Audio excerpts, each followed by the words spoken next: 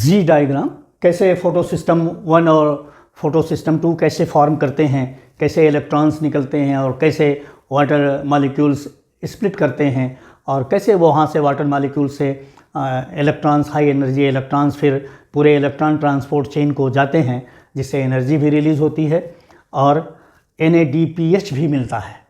तो दो फोटोसिंथेसिस से हमें दोनों सिस्टम से, फोटो सिस्टम 1 और फोटो सिस्टम 2 से दो चीज़ें मिलती हैं। फोटो सिस्टम 2 बाद में डिस्कवर हुआ, इसलिए इसको फोटो सिस्टम 2 कहते हैं। फोटो सिस्टम 1 पहले डिस्कवर हो गया था, इसलिए उसको फोटो सिस्टम 1 कहते हैं। तो हम आपको बताएंगे कि क्या है फोटो सिस्टम, जिसके थ्रू फोटोसिंथेसिस का कार्य स्टार्ट होता है। आप जानते हैं कि थाइलेक्वाइड मेम्ब्रेन होती है और जो रियल फोटोसिंथेसिस का कार्य होता है वो थाइलेक्वाइड मेम्ब्रेन पर होता है। तो ये फोटो सिस्टम भी जो हैं, फोटो सिस्टम 1 है या फोटो सिस्टम 2 है, ये थाइलेक्वाइड मेम्ब्रेन पर पाए जाते हैं। तो पहले हम आपको बताएंगे कि फोटो सिस्टम क्या होता है। फोटो सिस्टम जो है एक कॉम्प्लेक्स नेटवर्क है। किन किन चीज़ों का ये नेटवर्क है? इसमें क्लोरोफिल ए है, एसेसरी पिगमेंट्स हैं, एसोसिएटेड प्रोटीन्स हैं मेम्ब्रेन से, और प्रोटीन मैट्रिक्स में ये सब हेल्ड अप हैं। ये सब मिलके जो है एक फोटो सिस्टम का फॉर्मेशन करते हैं। क्लोरोफिल भी पिगमेंट है और क्लोरोफिल जो है दो फॉर्म में है, क्लोरोफिल ए है और क्लोरोफिल बी है। तो क्लोरोफिल ए तो मेन पिगमेंट हो जाता है, क्लोरोफिल जो है बी जो है एसेसरी पिगमेंट होता है। फोटो सिस्टम 2 में क्लोरोफिल बी का कंसंट्रेशन ज़्यादा होता है, अधिक होता है फोटो सिस्टम 1 के कंपैरिजन में। फोटो सिस्टम 1 में क्लोरोफिल बी का कंसंट्रेशन कम होता है।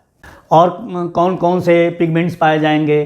जेंथोफिल्स पाए जाएंगे, कैरोटीन पाए जाएंगे। तो बहुत सारे पिगमेंट्स भी मेम्ब्रेन में पाए जाते हैं और ये सभी पिगमेंट्स जो हैं ये एंटीना की तरह से काम करेंगे। तो हम जानेंगे कि अब एंटीना कॉम्प्लेक्स क्या है। एंटीना कॉम्प्लेक्स जो हैं ये फोटो सिस्टम में पिगमेंट मॉलिक्यूल्स होते हैं और ये पिगमेंट मॉलिक्यूल्स जो होते हैं वो सनलाइट को, सन एनर्जी को कैप्चर करते हैं। और सनलाइट या सन एनर्जी जो है वो फोटॉन्स के रूप में आती है। और फोटॉन्स क्या हैं? फोटॉन्स जो हैं एनर्जी पैकेट्स हैं। वो एनर्जी के पैकेट्स मेम्ब्रेन पर पड़ते हैं और उन एनर्जी पैकेट्स को, फोटॉन्स को, ये फोटो सिस्टम 1 और 2 में जो पिगमेंट मॉलिक्यूल्स हैं वो कैप्चर करते हैं। ये जो पिगमेंट मॉलिक्यूल्स हैं ये फोटॉन्स को कैप्चर करने के बाद इनके अंदर जो इलेक्ट्रॉन्स होते हैं वो थोड़ा सा एनर्जाइज हो जाते हैं और ये जो पिगमेंट मॉलिक्यूल्स हैं वो अपनी इलेक्ट्रॉन्स की एनर्जी को एक पिगमेंट से दूसरे पिगमेंट को, दूसरे से तीसरे, इस तरह से ये अपने एडजेसेंट मॉलिक्यूल्स को पास ऑन करते हैं। लेकिन हमेशा ध्यान रखिएगा कि एनर्जी पास होती है, न कि इलेक्ट्रॉन्स पास होते हैं। तो पिगमेंट से पिगमेंट को एनर्जी पास ऑन होती है। तो ये एनर्जी देखिए पास ऑन करते करते, और जो तीसरा एक मेन कंपोनेंट होगा इसमें वो होगा रिएक्शन सेंटर। रिएक्शन सेंटर में स्पेशल मॉलिक्यूल्स पाए जाते हैं क्लोरोफिल के, और वो होता है क्लोरोफिल ए का मॉलिक्यूल। तो ये जो स्पेशल पेयर ऑफ मॉलिक्यूल्स हैं वो रिएक्शन सेंटर में पाए जाएंगे। और ये देखिए मेम्ब्रेन के अंदर ये पाया जाएगा, ये मेम्ब्रेन पर है। तो रिएक्शन सेंटर कुछ इस तरह से समझिए कि होगा, ये रिएक्शन सेंटर होगा। इसके यहाँ पर देखिए अगर वो इलेक्ट्रॉन्स को वो एनर्जाइज करेंगे, जो सब जगह सारे पिगमेंट्स जो एनर्जी को कैप्चर करके एक जगह लाएंगे। तो ये कहाँ देंगे? एंटीना कॉम्प्लेक्स किसको देगा? एंटीना कॉम्प्लेक्स पूरा का पूरा फोटो सिस्टम ही जो उसमें पिगमेंट्स हैं वो एक तरह से एंटीना की तरह से काम कर रहे हैं, तो पूरा वो एंटीना कॉम्प्लेक्स कहा जाएगा। तो वो एंटीना कॉम्प्लेक्स अपनी एनर्जी को फनल करेगा। आप फनल तो यूज़ करते होंगे, देखते भी होंगे।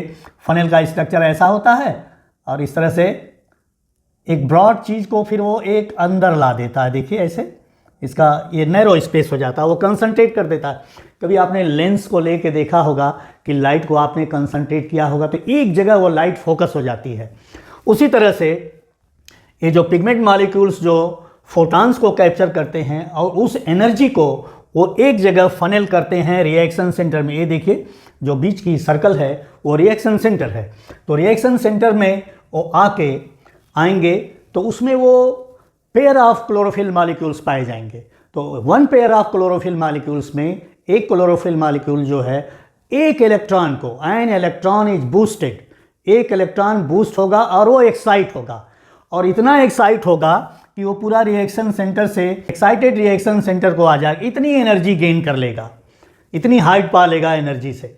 तो जब ये एनर्जाइज हो जाएगा, एक्साइट हो जाएगा, तो रिएक्शन सेंटर में एक होल क्रिएट होगा, और वो जो होल होगा वो इलेक्ट्रॉन्स, एक्साइटेड इलेक्ट्रॉन्स के निकलने के कारण इस रिएक्शन सेंटर में नेट पॉजिटिव चार्ज डेवलप हो जाएगा, और नेट पॉजिटिव चार्ज डेवलप हो जाने के कारण थाइलेक्वाइड स्पेस में या थाइलेक्वाइड ल्यूमेन में जो वाटर है उससे वो इलेक्ट्रॉन्स को अट्रैक्ट करेगा। तो इलेक्ट्रॉन्स को जब वो अट्रैक्ट करेगा तो ये जो थाइलेक्वाइड स्पेस में जो वाटर है, इलेक्ट्रॉन्स के रिमूव होने से वो स्प्लिट हो जाएगा।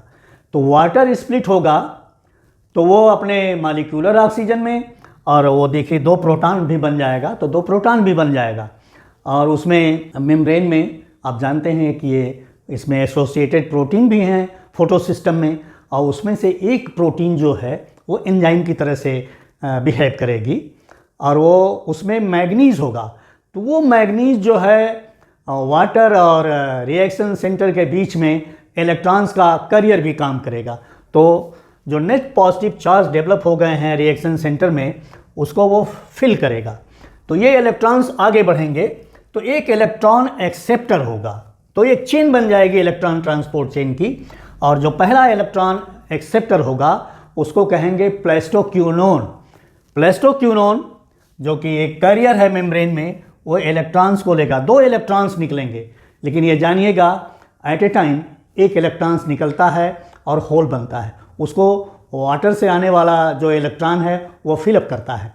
एक बार एक इलेक्ट्रॉन निकलेगा, दूसरी बार दूसरा इलेक्ट्रॉन, तो 2 इस तरह से 2 इलेक्ट्रॉन निकलेंगे, और 2 वाटर के इलेक्ट्रॉन्स जो हैं उस गैप को, उस होल को फिलअप करते रहेंगे, और ये इलेक्ट्रॉन ट्रांसपोर्ट चेन से आगे बढ़ेंगे।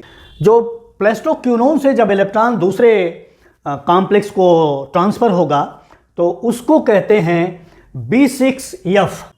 B6F कॉम्प्लेक्स जो है प्लेस्टोक्यूनोन से इलेक्ट्रॉन को एक्सेप्ट करेगा। इलेक्ट्रॉन ट्रांसपोर्ट चेन में जब इलेक्ट्रॉन्स जो हैं चेन के थ्रू पास ऑन होते हैं आगे की तरफ, तो थोड़ी उनकी इलेक्ट्रॉन्स की एनर्जी डिप्लीट भी होती है। उस इलेक्ट्रॉन्स की एनर्जी जो डिप्लीट होती है, उस जो मेम्ब्रेन की प्रोटीन कॉम्प्लेक्स हैं उसमें थोड़ा सा चेंज लाते हैं, उसके शेप में चेंज लाते हैं। तो ये जो B6F कॉम्प्लेक्स है, इस साइड में स्ट्रोमा होगा, वो स्ट्रोमा से प्रोटॉन्स को, मतलब एच आयंस को वो पंप करेगा। तो ये प्रोटॉन पंप का काम करता है। तो फोटो सिस्टम 2 जो है 2 काम किया, एक तो इसने इलेक्ट्रॉन्स को पास किया, और ये प्रोटॉन पंप का भी ATP का फॉर्मेशन करेगा, और प्रोटॉन पंप का भी काम करता है। प्रोटॉन पंप करेगा तभी प्रोटॉन का ग्रेडियंट फॉर्म होगा, और तभी जाके जो है ATP का फॉर्मेशन होगा। फिर यहाँ से जो इलेक्ट्रॉन्स हैं, ये तो देखिए एच आयन ग्रेडियंट जो है थाइलेक्वाइड के ल्यूमेन में या थाइलेक्वाइड के स्पेस में फॉर्म हो रहा है। तो यहाँ से फिर इलेक्ट्रॉन जो है एक दूसरे कैरियर को जाएगा, और वो कहा जाएगा प्लेस्टोसाइनिन। प्लेस्टोसाइनिन को वो आएगा इलेक्ट्रॉन। अब प्लेस्टोसाइनिन जो है ये कॉपर कंटेनिंग प्रोटीन है, इसमें कॉपर है, और इसमें जो है ये अपना इलेक्ट्रॉन जो है वो पास करेगा फोटो सिस्टम 1 को। साथ ही ये भी जानिए कि जो फोटो सिस्टम 1 है वो भी लाइट एनर्जी को ले रहा है फोटॉन्स के रूप में, और यहाँ भी उसमें भी उसी तरह के सारा स्ट्रक्चर है। पिगमेंट मॉलिक्यूल्स होंगे, और पिगमेंट मॉलिक्यूल्स फोटॉन को कैच करेंगे, एनर्जाइज होंगे, अपनी एनर्जी को ट्रांसफ़र करेंगे, न कि इलेक्ट्रॉन ट्रांसफ़र होगा। तो एनर्जी को ट्रांसफ़र करते हुए वो रिएक्शन सेंटर में आ जाएंगे, और इसके भी रिएक्शन सेंटर में ये पेयर ऑफ क्लोरोफिल मॉलिक्यूल्स है, स्पेशल पेयर है। तो यहाँ पर भी एक क्लोरोफिल मॉलिक्यूल जो है उस एनर्जी को, जो फनल की हुई एनर्जी है पिगमेंट से, जो एंटीना कॉम्प्लेक्स इसमें फनल करके देता है, उस एनर्जी से एक इलेक्ट्रॉन को बूस्ट करेगा, और वो एक्साइट होगा, और इतना एक्साइट होगा कि एक्साइट होकर वो भी एनर्जी के इतना एनर्जी ले लेगा कि देखिए ये हाइट प्राप्त कर लेगा एनर्जी की। एक इलेक्ट्रॉन एक बार निकलेगा, और एक इलेक्ट्रॉन यहाँ से आता हुआ उसको फिलअप करेगा। दूसरी बार में दूसरा इलेक्ट्रॉन निकलेगा, और दूसरा इलेक्ट्रॉन यहाँ से आके इसको फिलअप करेगा। एक बार में सिर्फ एक इलेक्ट्रॉन, और इसमें होल बनेगा रिएक्शन सेंटर में। तो रिएक्शन सेंटर में होल बनेगा तो वो इन इलेक्ट्रॉन्स को वो अट्रैक्ट करेगा। तो यहाँ से होते हुए एक्साइटेड रिएक्शन सेंटर को जाएगा, फिर ये भी अपने इलेक्ट्रॉन्स को डोनेट करेगा किसी कैरियर को। ये प्लेस्टोसाइनिन भी जो है ये पेरिफेरल मेम्ब्रेन प्रोटीन है, और फेरोडॉक्सिन भी एक पेरिफेरल मेम्ब्रेन प्रोटीन है, लेकिन वो स्ट्रोमा साइड में पाई जा रही है। तो फेरोडॉक्सिन जो है स्ट्रोमा साइड में पाई जा रही है, और प्लेस्टोसाइनिन जो है वो ल्यूमेन साइड में या थाइलेक्वाइड की स्पेस की साइड में पाई जाती है। तो ये फेरोडॉक्सिन जो है एक बार में एक इलेक्ट्रॉन को पास करेगा और दूसरी बार में दूसरे इलेक्ट्रॉन को पास करेगा, तो वो NADP+ को रिड्यूस करेगा। NADP+ रिड्यूस होके NADPH बनाएगा, और ये जो एंजाइम इसको हेल्प करेगी, जो एंजाइम कैटेलाइज कराएगी इस रिएक्शन को, उसको कहते हैं NADP रिडक्टेज। वो इसको रिड्यूस कराएंगी तो रिडक्टेज हो गई, और H आयंस जो है NADP+ है और यहाँ पर H आयंस है, तो ये देखिए इस तरह से ये हो गया। लेकिन ये जो फोटो सिस्टम 1 है प्रोटॉन पंप का फंक्शन नहीं करता है, और फोटो सिस्टम जो 2 है वो उसके द्वारा प्रोटॉन पंप का भी फंक्शन होता है। तो दो कार्य हो गए फोटो सिस्टम 2 से, एक तो प्रोटॉन पंप किया और ATP का फॉर्मेशन किया। और फोटो सिस्टम 1 जो है ये प्रोटॉन पंप का फंक्शन नहीं करता, ये मात्र NADP+ को रिड्यूस करके NADPH का फॉर्मेशन कराता है। और ये NADPH जो है वो कार्बन डाइऑक्साइड जो कि मेटाबॉलिज्म का प्रोडक्ट है, निकलती है, उसको वो फिक्स करती है शुगर के रूप में।